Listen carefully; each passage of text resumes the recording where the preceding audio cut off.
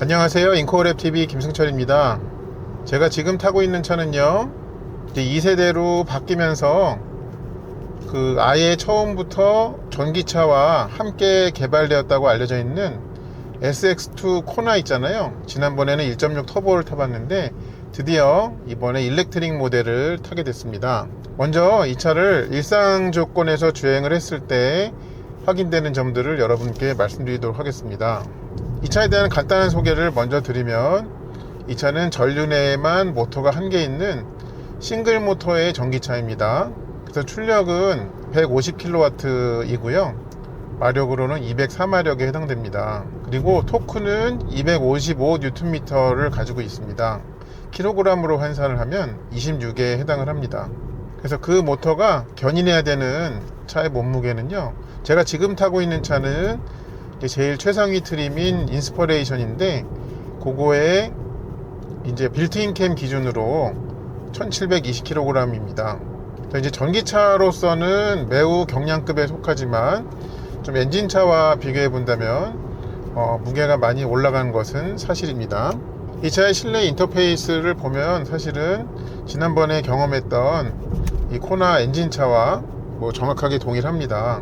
근데 이제 전기차로 바뀌면서 이제 생기는 차이점이라고 한다면, 여기 이제 시프트 패들이 있죠. 근데 그거가 보통 기어가 있는 차들은 왼쪽이 기어를 시프트 업이기 때문에 플러스라고 적혀 있는데, 이제 전기차에서는 그 왼쪽에 플러스라고 되어 있습니다. 그러니까 이게 회생제동을 단계를 올린다는 뜻이거든요. 그래서 올리기 때문에 플러스라는 표시로 되어 있습니다만, 사실 엔진차에서도 마이너스로 표시되어 있는 마이너스 쪽을 당기면 시프트 다운이 되면서 감속하는 데 더 좋잖아요.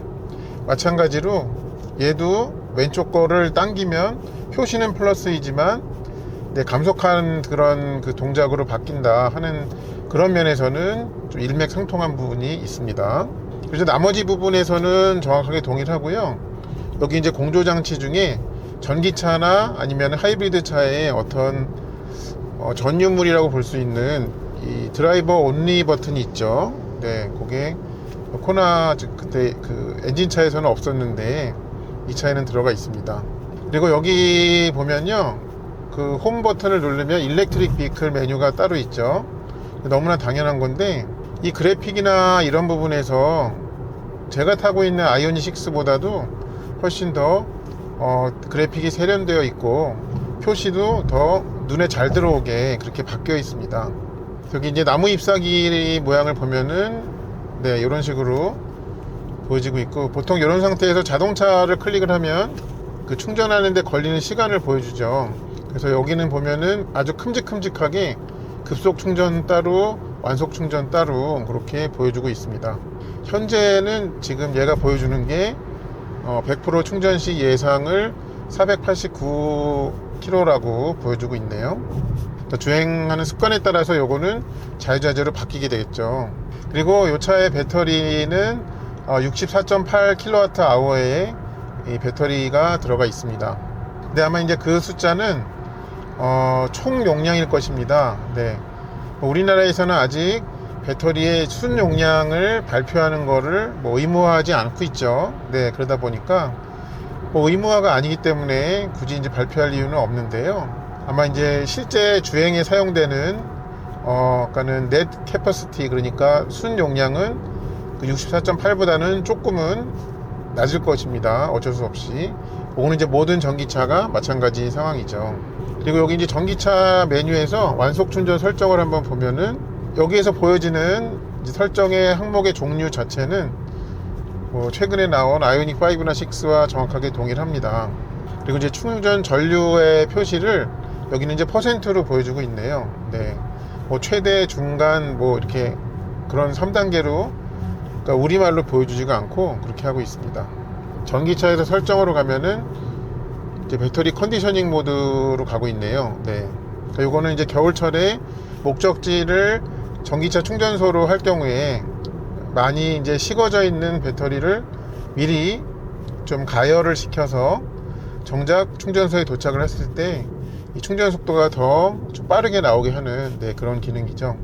여기는 보면은 지금 적합이라고 표시가 있어요. 배터리 컨디셔닝 모드 여부의 옆에, 그러니까 이 적합이라는 뜻은 지금 사용해도 된다는 뜻이, 요거는 이제 터치가 되진 않습니다. 혹시 사용을 눌러볼까요?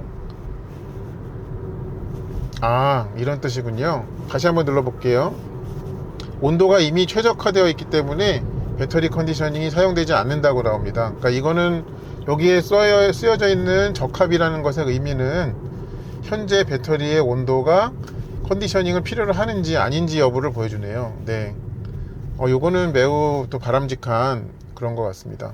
불필요하게 사용 설정을 하지 않도록 만들어 주겠네요, 이 사용자로 하여금. 자, 그리고 이제 그 현대 기아 제네시스의 전기차에 항상 있는 회생제동 모드를 좀 살펴보면요, 지금은 제가 이제 아이페달 모드로 하고 있고요. 한 단계씩 하면은 내려가죠. 0단계부터 1, 2, 3, 그 다음에 제일 위에 아이페달이 있습니다. 그러면 이제 오른쪽을 보통 끝까지 당기면 오토거든요. 오토 안에서도 단계 조절을 할 수가 있죠. 그 오토 안에서도 지금 이제 완전히 표시가 꺼지지는 않고요. 앞에 지금 차가 있으니까 얘가 그거를 감지해 가지고, 그러니까 엑셀을 안 밟고 있을 때 회생제동의 단계를 쭉 높여가는 게 보이시죠? 네. 근데 이렇게 새로운 세대의 계기판에서는 이 전기차의 기능과 관련된 표시도 네, 또 훨씬 세련되어져 있다는 것도 확인이 됩니다. 네, 그런 부분이 있습니다. 이 차의 타이어는 네, 19인치의 금호 솔루스 마제스티 9이 꼽혀져 있더라고요. 그래서 235, 45, 19 사이즈로 그렇게 이제 꼽혀져 있고, 이제 기본 트림에는 17인치가 들어갑니다. 그래서 전기차에서 보면은 17인치와 19인치 그렇게 두 가지 사이즈를 준비를 해 놓고 있습니다. 그리고 요 이제 그 자동 회생제동, 그러니까 스마트 회생제동은 오른쪽 패드를 길게 당기면 이제 꺼지고 또 다시 길게 당기면 켜지죠. 네, 그렇게 하는 것은 뭐 이 작동법은 동일합니다. 아이페달로 지금 일부러 했는데요, 엑셀을 띄잖아요. 그러면 한 2초 정도, 아니면 그 시간은 정확하지는 않지만 그 정도의 약간 뜸들임이 있다가 그 다음부터 좀 숙여지게 만들었습니다. 그리고 이 차의 타이어에는 이 차가 전기차 전용 타이어라는 표시는 따로 있지는 않았습니다. 근데 지금 이 주행하면서 이 도로에서 전해지는 노면 소음은요, 네, 잘 잡혀 있다고 보여집니다. 그래서 뭔가 겉으로 사이드월에 이 타이어가 전기차용 타이어라는 표시는 따로 없지만 뭔가 이 전기 차량에 특화된 그 마제스티 9이 아닌가 그렇게 생각이 됩니다. 자, 지금 잠깐 또 타고 오는 사이에 예상 그 주행 가는 거리가 494km로 또 늘어났어요. 근데 요거의 그니까 뭐라 그럴까요, 반영 속도가 되게 빠르네요. 그러니까 2022년생인 제 아이오닉 6만 해도 요 변화가 좀 상대적으로 느린 편이거든요. 네, 그런데 좀 그런 부분에서도 개선된 것이 아닌가 이렇게 보여집니다. 실내의 이 클러스터와 내비게이션은 최신의 이제 CCNC를 사용하고 있는데요, 지금 보시는 이 계기판의 디자인이 이제 클래식 디자인이죠. 근데 저거를 또 숫자만 나오게 바꿀 수가 있죠. 그 설정을 어디 가서 하시냐면요, 여기 버튼 중에 셋업을 찾아요. 그 중에서 화면 구성으로 갑니다. 그리고 클러스터 테마 선택이 있죠. 지금 보고 계시는 이 계기판 모양이 클래식이고요. 그리고 드라이브 모드를 한 칸씩 바꿀 때마다 이 배경 모양이 조금씩 바뀌죠. 그리고 이제 심플을 선택하면요, 이렇게 디지털 숫자로 속도계를 변환합니다. 여기에서도 역시 주행 모드를 바꾸면 조금씩 네, 그 분위기를 다르게 연출을 합니다.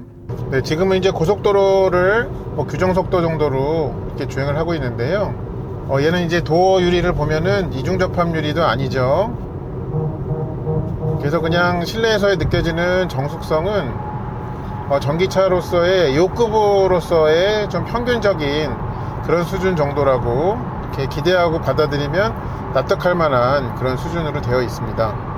근데 이제 분명한 것은요, 어떤 특히 A필러 쪽에 어딘가에 틈이 있어 가지고 거기 안에서 뭔가 좀 파르르 떨면서 생기는 듯한 그런 종류의, 그러니까 좀 실내로 침투해 들어오는 그런 종류의 풍절음은 느껴지지 않는다 하는 점도 말씀을 드리고 싶습니다. 아까 그 언덕을 한참 내려올 때 999로 안 보이고 이제 0.0으로 보여주던 전비가 이제서야 좀 모습을 드러내네요. 그러니까 아마 그 킬로와트 아워당 20킬로와트대 정도 됐을 때부터 보여주기 시작한 것 같습니다. 그러니까 내리막에서 계속 이제 그 전기가 소모되지 않고 이렇게 회수가 되고 있을 때는 전비를 카운트하지 않고 실제 소모가 일어나기 시작한 때부터 그 전비를 보여주는 걸로 그렇게 좀 로직이 바뀐 것 같아요. 요거는 현대차에 한번 좀 건의를 드리고 싶은데, 여기 스티어링이나 아니면 센터 페시아의 별표 버튼의 기능을 좀 그 특정 기능으로 지정할 수 있잖아요. 근데 거기에 좀 넣어줬으면 하는 게 있습니다. 그거는 바로 뭐냐면, 그 보스 사운드가 있을 때 같이 들어가는 그 이 액티브 사운드 디자인 있잖아요. 그거를 좀 온오프 하는 메뉴로 바로 갈 수 있게 하는 거를 별표 2개 중에 하나에 좀 넣어주면 어떨까라는 생각이 있습니다. 물론 그거를 막상 써보면 자주 껐다 켰다 하지는 않게 되더라고요. 네, 그렇기는 하지만은 어쨌든 그거를 사용하다가 안 한다든지 안 하다가 한다든지 해야 될 때 지금의 체계에서는 여러 단계를 좀 찾아가지고 들어가야 되는 것들이 있거든요. 이렇게 화면 안에서 이 설정을 찾는다든지 아니면 여기 버튼 중에 셋업을 누른다든지 해가지고 여기 안에서 또 사운드로 들어가야 되죠. 그 다음에 액티브 사운드 디자인을 또 눌러야 된단 말이에요. 그러니까 지금 벌써 화면만 한 3번 정도 터치를 했잖아요. 근데 이제 그렇게 하지 않고 이 별표 버튼에 있게 해주면 한 번 누르고 여기에서 바로 이 메뉴로 가게 해서 내가 원하는 거를 좀 설정할 수 있게, 그건 어떻게 보면은 전기차에 좀 주로 있는 그런 기능이니까 그렇게 해주시면 어떨까 하는 생각이 있습니다. 근데 지금처럼 아스팔트이긴 한데 좀 도로 포장한 지가 좀 오래된 그런 노면을 지날 때에는요, 지금 또 콘크리트죠. 노면 소음은 제법 있는 편입니다. 그래서 아까 제가 이 차를 타기 전에 이 타이어를 옆면을 사이드워를 봤을 때 그 전기차용이라는 표시가 따로 없었는데, 아마 전기차용 타이어가 없는 것이 맞지 않는가 라는 생각이 드는데요. 그러니까 이제 보통 전기차용 타이어라고 하면 이제 회전 저항을 줄이는 것도 있지만 또 소음 부분도 이제 전기차에 맞게 개선이 돼 가지고 나오잖아요. 지금 이제 소음적인, 그러니까 특히 타이어 구르는 소리 측면에서는 좀 그런 게 좀 잘 느껴지지 않는 걸로 봐서는요, 얘가 그냥 일반 타이어가 아닌가, 전기차용 타이어가 따로 이렇게 적용하진 않고 라는 그냥 심증만 갖게 됩니다. 그리고 신형 코나에 엔진차에는 없었는데 일렉트릭에는 헤드업 디스플레이가 생겼죠. 그래서 이렇게 화면을 보면은 이렇게 똑바로 좀 서 있는 편이고 화면도 큼직해 가지고 굉장히 좀 좋게 느껴지는데요. 이 지점에서 또 하나 좀 현대에다가 제안을 드리면, 굳이 엔진차에 그거를 못하게 할 이유는 없는 것 같습니다. 기술적인 문제는 전혀 아니었을 거고요. 아마도 이제 어떻게 보면 코나 안에서는 일렉트릭이 제일 상급 모델이니까 좀 그래서 얘를 위해서 아껴둔 것 같은 생각이 좀 드는데요. 근데 헤드업 디스플레이 하나 때문에 엔진차를 원래 생각하고 있던 사람이 가격대가 훨씬 높은 전기차로 넘어오지도 않을 거고요. 괜히 좀 선택하지 못하는 거에 대한 아쉬움만 클 것 같거든요. 그래서 좀 그런 상황이라면 나중에 연식 변경이나 이럴 때에는 코나의 일반 모델에도 헤드업 디스플레이를 좀 넣을 수 있게 해주시면 좋을 것 같습니다. 그리고 이제 이 차의 휠 타이어 말씀을 좀 드리면요, 기본 트림인 프리미엄에는 17인치가 들어가고, 그 다음에 인스퍼레이션에는 이제 19인치가 들어가죠. 그리고 기본 트림에도 이제 옵션 어떤 걸 선택을 하면 19인치로 업그레이드가 가능합니다. 그런데 이제 이거는 아이오닉 6의 경우를 좀 비춰가지고 말씀을 드리는 건데요, 27인치와 19인치는 휠의 크기 차이도 있지만은 이 타이어의 접지면이 이제 좁고 넓음의 차이도 있기 때문에, 그래서 이제 주행 가는 거리가 발표된 숫자를 보면 17인치와 19인치 사이에는 복합 기준으로 한 47km 정도의 차이가 나거든요.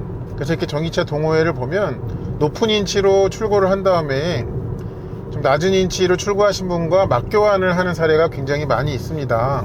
근데 이제 그거는 그분들의 선택인데요. 여기에서 또 한 가지 좀 말씀을 드리면, 인스퍼레이션은 19인치가 기본인 거는 매우 환영할 일인데요, 근데 이제 인스퍼레이션급의 돈도 지불할 용의가 있고 다 원하는데 휠은 좀 작게 해서 그 주행 가는 거리를 좀 길게 사용하고 싶은 분들도 얼마든지 있을 수 있거든요. 좀 그런 분들에게 좀 마이너스 옵션 개념으로 그러니까 17인치를 선택할 수가 없단 말이에요, 지금의 체계로서는. 그래서 그 아이오닉 6에서 그렇게 한 것처럼 그러니까 모든 트림에서 제일 높은 인치를 다 선택 품목으로 돌리는 게 어떤가 하는 그런 생각이 좀 듭니다.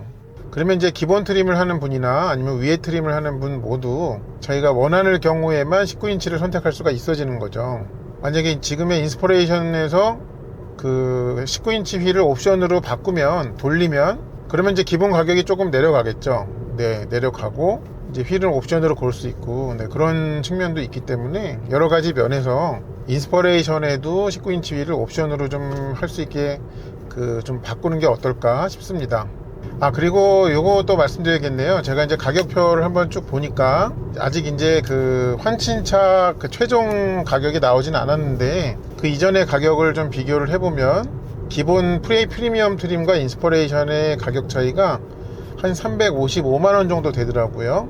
그리고 아래 트림에다가 그러니까 공통 품목 빼고 선택할 수 있는 그거를 다 넣으면은 한 335만원 정도가 됩니다. 그러니까 아래 트림의 풀옵션 가격과 인스퍼레이션 트림의 가격은 여전히 20만원의 차이가 있어요. 그래서 좀 20만원 차이가 어디서 올까 라고 좀 가격표를 쭉 훑어보다 보니까요, 이 천연 가죽 시트가 인스퍼레이션에만 들어가고 그 다음에 프리미엄 트림에는 무슨 옵션을 넣어도 아예 들어가지가 않더라고요.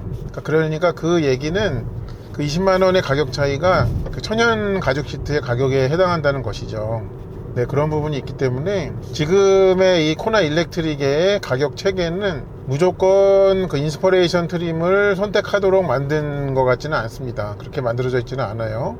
그래서 그냥 본인이 필요에 따라서 합리적으로 프리미엄 트림을 선택을 해도 뭐 내가 원하는 옵션만 조합을 해도 결국은 나중에 인스퍼레이션을 사는 게 더 큰 이득이 되는, 네, 그런 것은 결코 아니라라는 점에서, 그래서 신형 코나 일렉트릭은 물론 이제 인스퍼레이션을 하면 제일 뭐 사양이나 이런 게 훌륭하겠지만 그러는 것보다는 아래 트림인, 그러니까 기본 트림인 프리미엄을 선택을 해서 나에게 정말 필요한 옵션만을 골라가지고 조합을 하는 게 제일 좋은 선택이 될 것 같습니다. 또 이 영상을 보시는 분들 중에 그러신 분들도 계실 것 같아요. 이제 코나 신형의 하이브리드까지 좀 마음을 먹었다가 전기차가 나오니까 뭐 가격은 비싸지만 그러면 전기차를 하는 게 결국은 더 이득이 아닐까 라고 생각하실 수 있는데요, 거기에 대한 저의 대답은 네, 꼭 그렇지는 않을 것이다 라는 겁니다. 똑같이 인스퍼레이션 트림 기준으로 말씀을 드릴게요. 코나 하이브리드의 인스퍼레이션과 그 다음에 아직 코나 일렉트릭의 인스퍼레이션의 최종 가격은 나오지 않았는데 어찌됐든 예상을 할 수 있죠.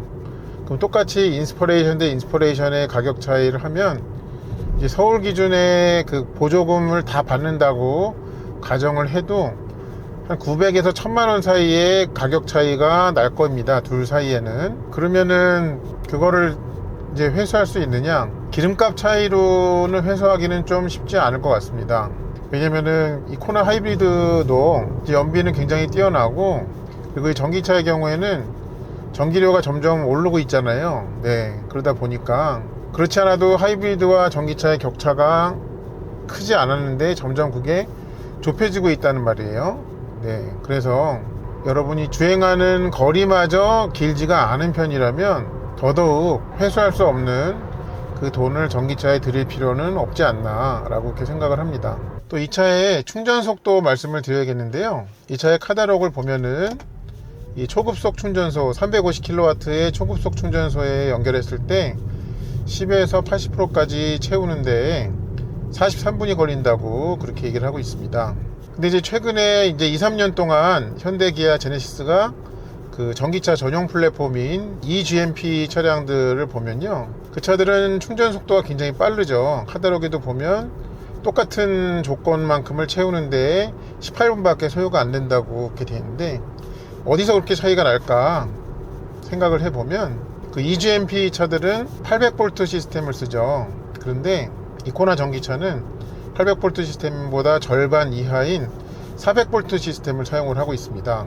정확한 그 공칭 전압은 이제 358V로 그 전비 표시란에 그렇게 되어 있어요. 그거는 이렇게 해서 이해를 하시면 됩니다. 높은 전압과 낮은 전압의 시스템을 사용을 한다는 것은 우리가 어떤 냄비에다 물을 채우는데 수도를 약하게 튼 것과 최대로 튼 거, 그 정도만큼의 차이라고 생각을 하시면 되겠습니다. 그래서 이 코나 일렉트릭은 여전히 그 낮은 전압에 해당되는 400V 시스템을 사용을 하고 있기 때문에 그래서 그거는 어떻게 좀 바꿔 말할 수 있냐면 400V 시스템을 쓰는 차들은 굳이 더 비싼 돈을 내 가면서 초급속 충전소를 이용할 필요는 없다라고 이제 말씀드릴 수가 있습니다. 왜냐하면 전기료는 전기료라도 비싸고 그 다음에 그거에 반해서 시간을 줄일 수 있는, 충전 시간을 줄일 수 있는 실제적인 체감할 수 있는 효과는 매우 제한적이기 때문에 그렇습니다. 그래서 그런 시스템적인 한계가 있다는 점을 좀 말씀을 드리고요. 또 이 차의 가격에 대해서 좀 말씀을 드려야 될 것 같아요. 프리미엄 트림이나 인스퍼레이션 트림이나 서울시 기준으로 보조금을 다 받고 나면 이제 차량 가격은 4,000에서 4,500만원 사이가 될 것입니다. 그런데 그 가격대에서 이런 수준의 전기차를 살 수 있는 다른 선택지가 있느냐 라고 찾아보면 없죠. 없습니다. 그래서 이제 이 차를 살 바에는 거기다가 조금 더 주고 아이오닉 5나 6를 사지 라고 막연하게 생각할 수 있는데요. 일단 4천만원대와 5천만원대 그 1,000만원의 갭이 있잖아요. 그거는 결코 작은 차이는 아니라고 생각을 합니다. 그래서 차에 이제 4천에서 4,500만원의 그 돈을 지불할 용의가 있는, 특히 전기차에 그런 분들께는 이 코나 일렉트릭은 매우 합리적이고 좋은 선택이 될 것이다 라는 점을 말씀을 드립니다. 그리고 이 신형 코나 일렉트릭에는 배터리가 이 중국의 CATL 배터리가 들어간다고 하죠. 그래가지고 또 중국산 배터리 해가지고 원가 절감 이런 리플이 많이 예상이 되는데요. 제가 중국을 편들어야 될 이유는 전혀 없습니다. 근데 중국 제품이 이제 많은 분야에서 좀 조악한 품질을 보이는 경우가 많이 있지만 이 전기차 배터리 분야에서는요, 이 CATL은 LG 엔솔에 이어서 세계 2위로 평가받는 그런 업체입니다. 그러니까 실력 있는 업체라는 말씀이죠. 그래서 어떤 그 배터리의 기술력 이런 거에 대해서는 좀 의심을 하지 않아도 되지 않을까 생각이 되고요. 그 대신에 이제 그런 부분은 있죠. 크고 작은 품질 문제가 만약에 발생을 한다면 그 부분은 이제 현대에서 빨리 좀 파악을 해가지고 이 CATL과 좀 더 적극적으로 빨리빨리 풀어야 되는 그런 일인 것 같습니다. 이 신형 코나 일렉트릭을 시승한 소감을 좀 총 정리해야 될 것 같은데요. 이 코나 안에서의 수준도 당연히 올라갔고요. 그리고 어떤 전기차로서의 또 소소하고 아니면 큰 그런 개선들도 또 작년에 나왔던 전기차들에 비해서 더 보여준 측면이 있고, 그리고 이 차는 4,000에서 4,500만원 사이에서 선택할 수 있는 그런 전기차들 중에 여전히 최선의 선택 중에 하나이다 라는 점은 분명하게 확인할 수가 있었습니다. 사실 이 차에도 아쉬운 점들이 있어요. 근데 그거는 좀 전기차로서가 아니라 좀 코나이기 때문에 어쩔 수 없는 그런 점들이었거든요. 그거는 제가 저번에 1.6 터보 가솔린 리뷰할 때 좀 다룬 적이 이미 있어가지고 또 언급하지는 않겠습니다. 그리고 차량을 이제 좀 있으면 반납해야 되는데요. 제가 서울에서 출발해가지고 여기 속초까지 오면서 성적표를 한번 보겠습니다. 제가 이제 230km를 주행을 했고요.